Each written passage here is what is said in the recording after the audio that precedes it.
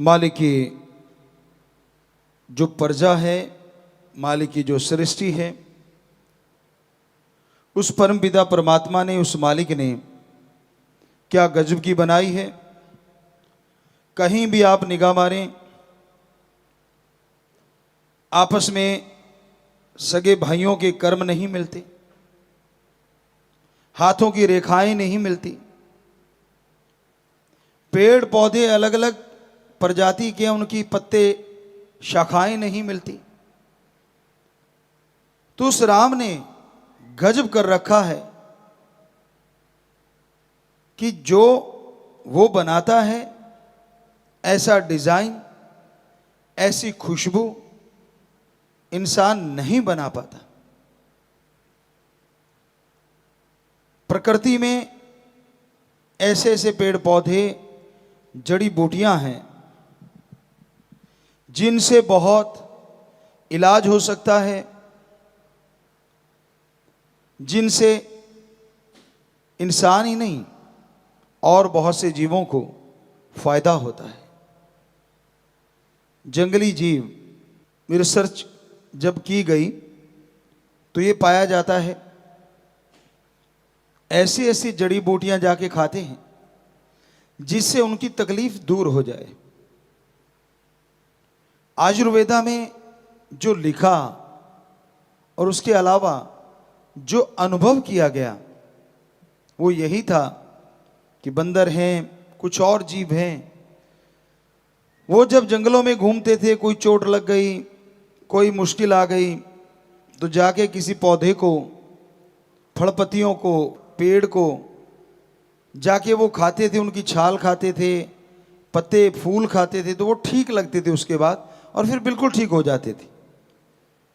तो वैद्य, आज की अकॉर्डिंग डॉक्टर कह लो, उन्होंने उन पशुओं को फॉलो किया और देखा कि वाकई जड़ी बूटियों में तो बड़ी ताकत है, बड़ी बड़ी ऐसी प्रकृति प्रभु ने बनाई है जिससे पूरी मानवता का भला किया जा सकता है। तो उससे फिर दवाइयां बनती गई। लेकिन आज ऐसा दौर आ गया है, हर चीज में बिजनेस, व्यापार ज्यादा हो रहा है। जान बचाने के लिए दवाओं का इस्तेमाल होना चाहिए, लेकिन आज उन्हीं दवाओं का गलत इस्तेमाल करके लोगों की जान भी जा रही है। जिसे ड्रग कहें, नशा कहें, बच्चे उसको उसी रूप में लेते हैं और फिर बुरा हाल हो जाता है। बहुत से ऐसे माँ बाप जो इस लम्हों से गुजरे होंगे, जिन्होंने उन पलों को जिया होगा जब उनके सामने उनका घर का चिराग, बेटी या बेटा, नशे की वजह से तड़प तड़प के मर रहा या मर रहा था। उन पलों का एक मां से पूछा जाए, एक बाप बहन बेटी से पूछा जाए, तो वो ही जानती हैं दर्द क्या होता है। और ये सब क्यों हो रहा है? चंद नोट कमाने के लिए, बिजनेस, व्यापार के लिए, और कोई मतलब नहीं है। पैसा कमाने के लिए नशों के व्यापारी ये कार्य करते हैं, नशा लाते हैं, कोई रुकावट नहीं आ रही उनको। हालांकि कोशिशें की जा रही हैं कि नशा खत्म किया जाए, और यकीन मानो जब ये कोशिशें बड़ा रूप धारण कर लेंगी तो नशा भी खत्म होगा और व्यापारी भी, व्यापार बदल जाएंगे।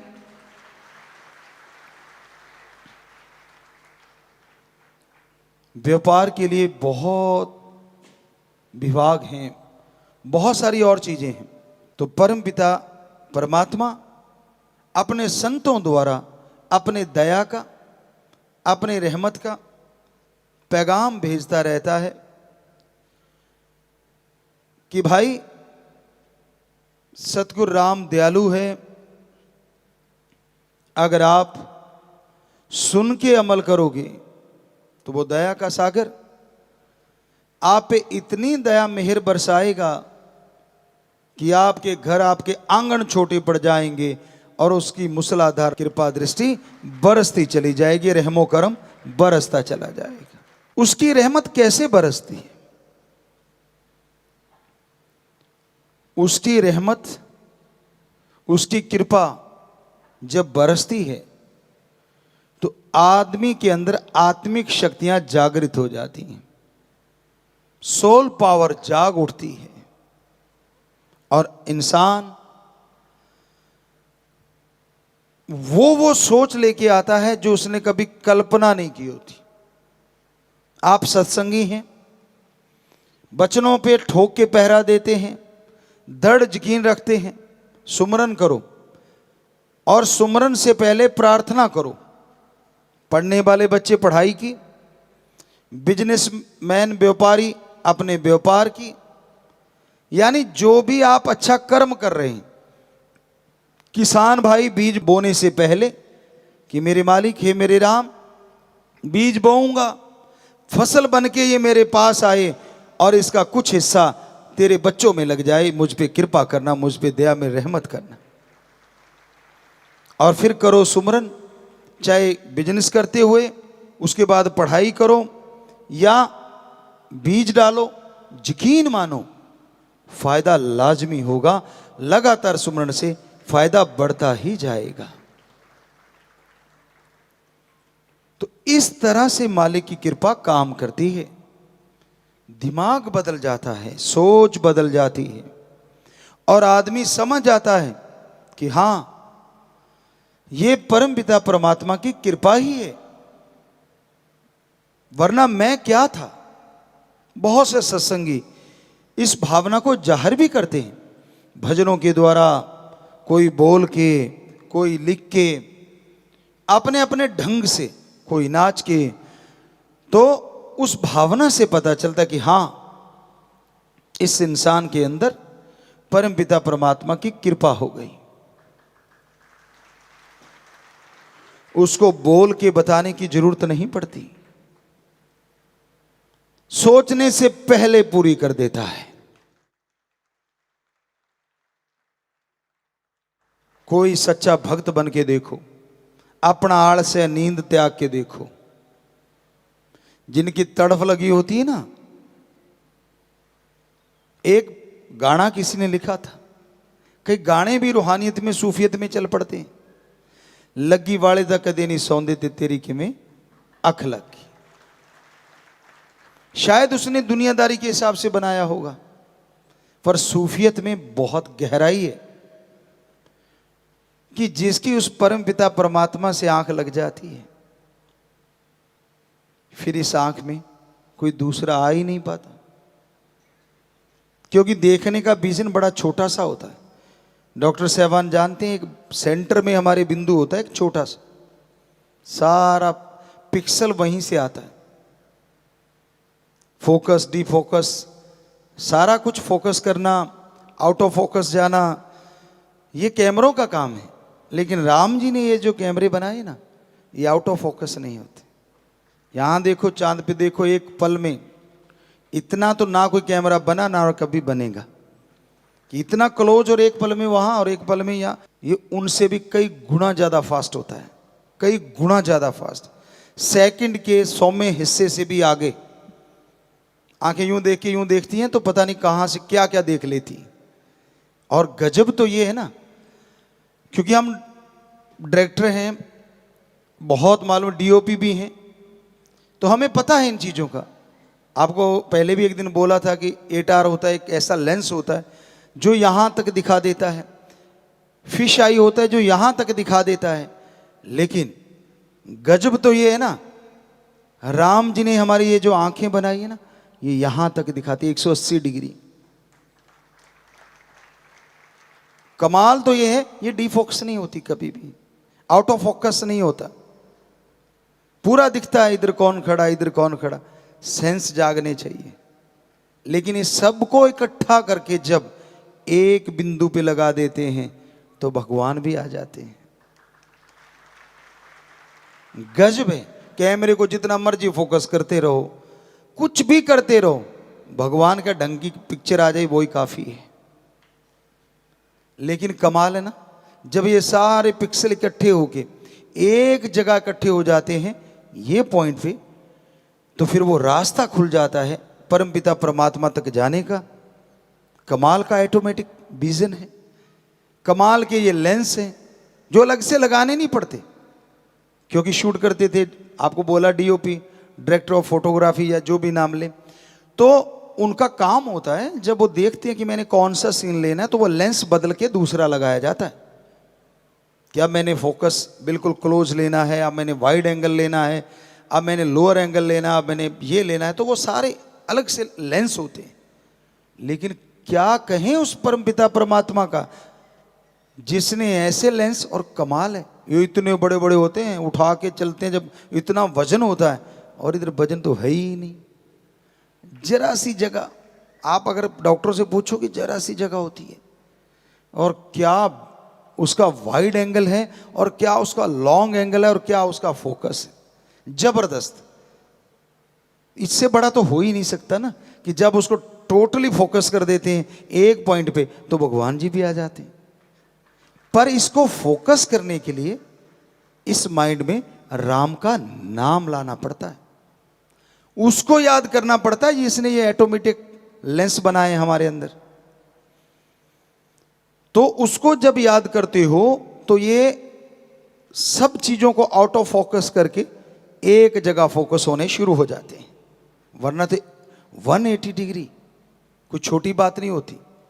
और जब मन इसको काम में लेता है ना तो ये पता नहीं कितना लंबा चौड़ा दिखाते हैं, कहां से कहां ले जाते हैं। सोच इनके द्वारा भी बहुत आती है और इसके द्वारा भी बहुत आती है। जो आंखें देखती हैं बिठा लेता है, ये पकड़ लेता है। जो कान सुनते हैं बिठा लेता है। तो भाई आप फोकस करें यहां पे और राम का नाम जपें, तो यकीन मानो आपकी तमाम मैल धुल जाएगी, आपकी तमाम बुराइयां खत्म हो जाएंगी और एक ऐसी बहार जिंदगी में छा जाएगी जिसकी लोग कल्पना करते हैं, हकीकत में नहीं। नींद तो फिर क्या है, जब दर्शनों की इच्छा हो तो घोड़े की तरह दौड़ के आते हैं। वैसे हम अपनी बड़ाई नहीं, अपने सदगुरु मौला की बड़ाई करते हैं हर पल। तो हम दर्शनों को आया करते, सुबह दीदार करके बेपरवाह जी से और चले तो वहां से काफी दूर पड़ता है, लगभग 150-200 किलोमीटर पड़ता है। और शाम सी के समय हम लोग 3-1 बजे गांव से 5-7 किलोमीटर दूर थे तो अचानक ख्याल कि नहीं वापिस चलना है। दूसरे कहते यार क्या कर रहे हो, गाड़ी मोड़ क्यों दी? यार आज बात नहीं हुई, आंखें मिली नहीं, चलते हैं। कहते मिली तो थी, हमने कहा आपकी मिल गई, हमारे यहाँ वो वाली बात नहीं बनी। कहने का मतलब बेपरवाह जी का संदेश था, उन्होंने बुलाना था। तो उनको कैसे बताएं, उनको तो यही कहना था, अब बहाना भी बनाना है ना, तो अब ऐसा करना ही पड़ता भाई, क्या करें, जैसी दुनिया उसको थोड़ा सा ओला पर्दा रखने के लिए। तो कहने का मतलब ऐसी चीज बेपरवाह जी ने अंदर से ख्याल दिया, तो सोचा कि नहीं अब तो वापस चलना है। अब इतनी दूर हमारे कई सज्जन थे जो साथ बैठते थे, वो डरते भी बहुत थे कि यार ये तेज बहुत चलाता है, और परमपिता ने ठप्पा लगा दिया जैसा कोई ड्राइवर नहीं, आगे से बोल नहीं सकते थे। अब बोले तो कैसे बोले, तो हमने भी क्या किया, हमने कहा यार वो लारे वाली बात, इनको क्यों डराना, हमने स्पीडोमीटर की सुई थोड़ी सी ढीली कर दी।